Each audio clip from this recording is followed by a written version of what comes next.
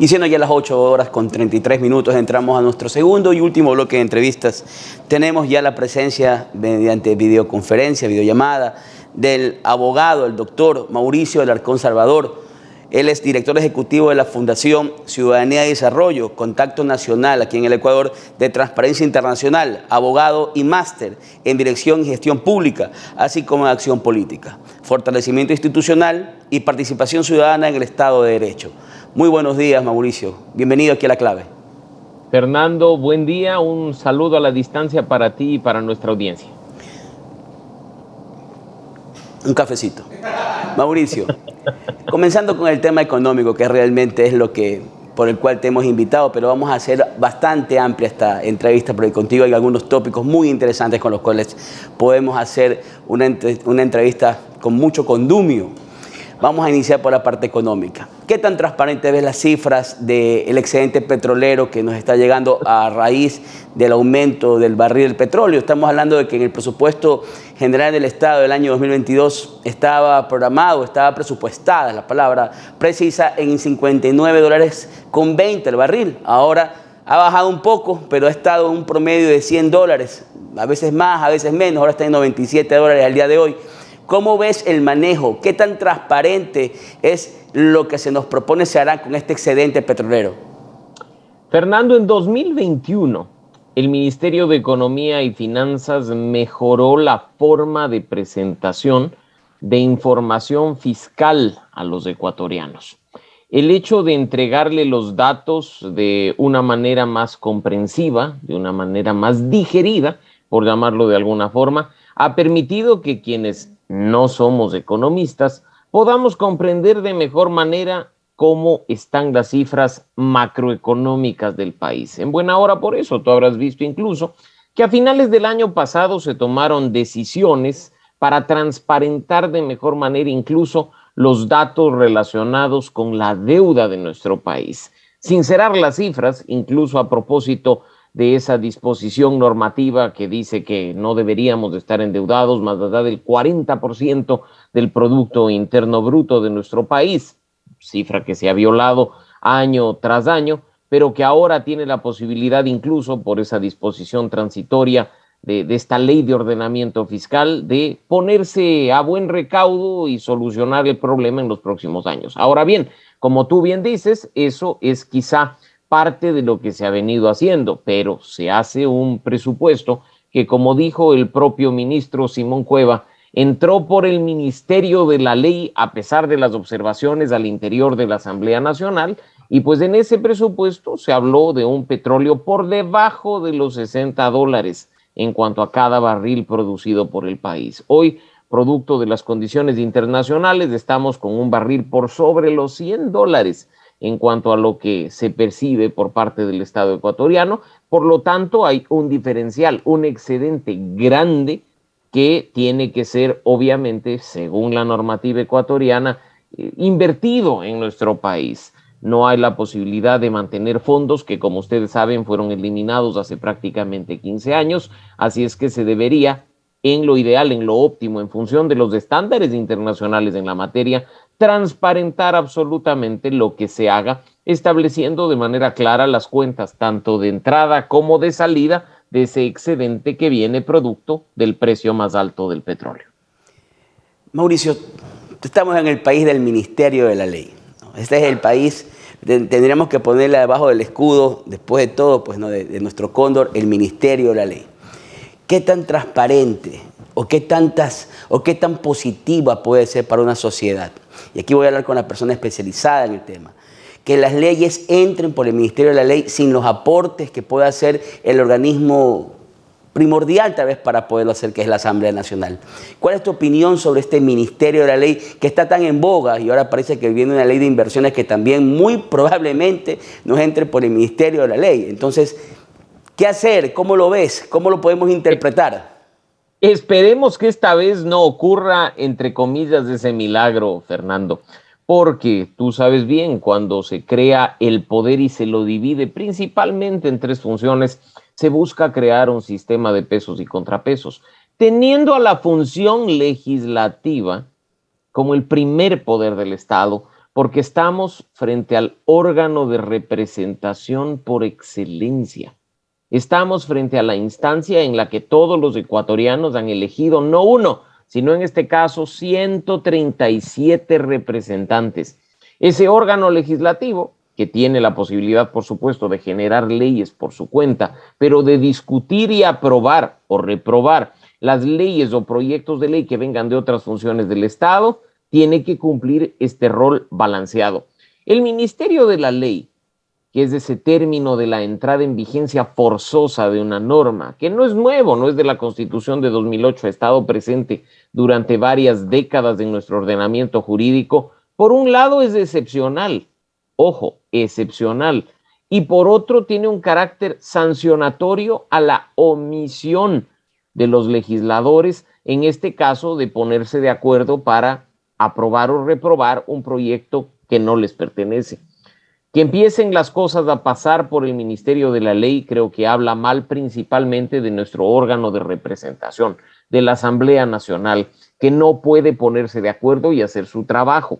Y por otro, por supuesto, de un Ejecutivo que, incapaz de lograr acuerdos, incapaz de generar diálogos, echa mano de este mecanismo de salida fácil, por llamarlo de alguna manera, para proyectos de ley que puedan ser considerados tortuosos o problemáticos en la coyuntura nacional. Así es que esperemos, como digo, que ese milagro que ocurrió con la reforma tributaria en extrañas condiciones no vuelva a suceder en este caso con una ley de inversiones que en su primer debate, como tú has visto, ya ha recibido algunas críticas de los sectores opuestos al gobierno de turno. Por favor, sigamos hablando sobre estas instituciones que no cumplen su trabajo, y creo que si vamos a la lista de la que podemos tener apuntados, la primera es el Consejo de Participación Ciudadana y Control Social. Ya lo hemos hablado en otras ocasiones, pero no, como que el tiempo nunca es suficiente para hablar de una institución, un organismo que tendría que haber dado respuestas y que no da ninguna. Ahora tenemos el tema del Contralor trabado, parece que no sale, parece que no tendremos Contralor, al menos por un muy buen tiempo todavía, un Contralor subrogante. Dan pasos, pero con la velocidad de una tortuga. En agosto del año pasado teníamos al anterior vicepresidente, el consejero David Rosero, diciéndonos que para marzo del 2022, con toda seguridad, ya tenemos Contralor puesto y sentado en su cargo. Estamos en marzo y está lejísimas la posibilidad de tener Contralor. ¿Cómo tú lo ves? ¿Cómo tú lo presientes? ¿Cómo tú asimilas desde Transparencia, desde tu fundación, desde la fundación que tú direccionas, este tema, el tema de la elección del Contralor del Estado, un puesto tan importante y tan clave para la administración, la correcta administración de la cosa pública en un país? Fernando, tan importante es la Contraloría y el concurso para designar a su máxima autoridad, que a finales del año pasado presentamos a los 7 consejeros propuestas, observaciones a lo que ya se había discutido y aprobado en cuanto a las normas para este concurso público. Generó una discusión amplia que afortunadamente ya se ha zanjado con la aprobación de ciertas reformas, porque la norma en entonces vigente tenía serias falencias para designar el Contralor. Hoy, precisamente, 15 de marzo, deberíamos estar organizándole la fiesta de despedida al señor Riofrío, porque en este día se termina el mandato para el que fue originalmente electo el señor Carlos Polit. Deberíamos de estar hoy mismo posicionando al nuevo Contralor o a la nueva Contralora General del Estado. Lo cierto es que el proceso sigue estancado. Cuando tú y yo acudimos a las urnas en febrero de 2019, elegimos a los representantes para el Consejo de Participación Ciudadana y Control Social. Ellos entraron en funciones en el mes de mayo y pues nos dijeron que ahora sí, pluripartidista o equilibradamente, íbamos a ver cómo tenía que funcionar una institución. Por supuesto, para promover la participación ciudadana, pero también para cumplir con su rol de designar autoridades. 3 años más tarde, lo que tenemos en este momento es que un Consejo Nacional Electoral no ha sido renovado parcialmente, no se ha designado defensor público definitivo, se encargó la Defensoría del Pueblo al exsecretario del propio Consejo de Participación Ciudadana. No se ha podido designar, siendo un proceso mucho más sencillo, a quien debería ya ser el titular de la Superintendencia de Compañías, con una terna ya presentada oportunamente por el Ejecutivo. Ni siquiera se ha podido avanzar con el concurso para designar contralor. Se nos viene dentro de muy poco la renovación parcial del Tribunal Contencioso Electoral, incluso la designación de otros superintendentes. 3 años perdidos en pugnas políticas, demostrando que esta institución únicamente funciona cuando está en manos de un grupo político o cuando está en manos de un grupo que puede tomar las decisiones de manera unánime. ¿Quién pierde? Pierde el país, Fernando, y pierde la institucionalidad, porque nosotros no podemos ni debemos estar esperando a la voluntad de un cuerpo colegiado para tener a la cabeza de la institución más importante en cuanto al control de los recursos públicos, recursos que nos pertenecen. ¿Cómo puede ser posible que nuevamente la Contraloría quede encargada hasta ser legalmente reemplazada? Y quién sabe si prospere el juicio político contra el señor Riofrío, que dentro de muy poco tengamos un nuevo contralor subrogante hasta poder tener un contralor definitivo. Bueno, sería el contralor subrogante del subrogante que se encuentra en prisión, que a la vez subroga al actual subrogador. Y si es en el juicio político declarado pues responsable, será subrogado hasta que se venga y se pueda posesionar el que tendría que haber sido posesionado el día de hoy. Es increíble, pero sigamos con el Consejo de Participación Ciudadana y Control Social, porque nos dicen que ellos van a trabajar conforme el orden de llegada y les acaba ya de llegar la terna hace un par de semanas por parte de la Corte Nacional de Justicia. Y esta terna no es cualquier terna, pues. Esta es la terna para poder presidir el Consejo de la Judicatura, que es otro de esos manjares que están ahí servidos en la mesa de los políticos ecuatorianos que evidentemente llaman la atención. Este no es cualquier manjar, este es el manjar de la justicia. ¿Cómo ves también este proceso? ¿Qué tan transparente es? ¿Tendremos en algún momento designado y tendremos un presidente del Consejo Nacional de la Judicatura que sea de la terna enviada por la Corte Nacional de Justicia, a la cual le corresponde, por cierto, le corresponde por mandato legal ser la que ponga al presidente, al director del Consejo? Tú lo has dicho, Fernando, la Constitución es muy clara en decir no solo cómo se integra el Consejo de la Judicatura, sino a qué representante le corresponde presidir dicho cuerpo colegiado.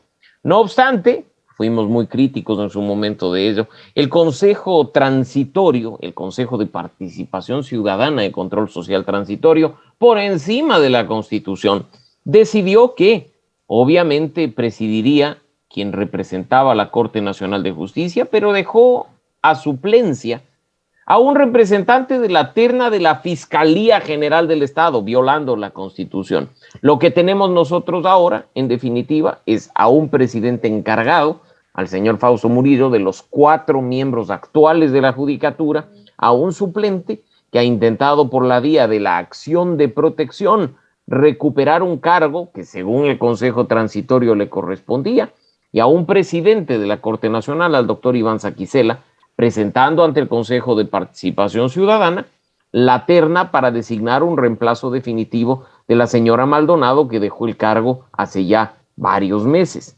En este caso, el Consejo de Participación Ciudadana lo que tiene que hacer es muy simple, es apenas un proceso de impugnación ciudadana. Si ya verificó los requisitos de la terna presentada por el doctor Saquicela, ponga esa terna a escrutinio público. Ponga esa terna para que los ecuatorianos hagamos control social y proceda a la designación de quien sería el nuevo presidente o presidenta del Consejo de la Judicatura. Difícil no es, la tarea es muy sencilla, siempre y cuando haya voluntad política, reglas claras y sobre todo, como tú decías, transparencia.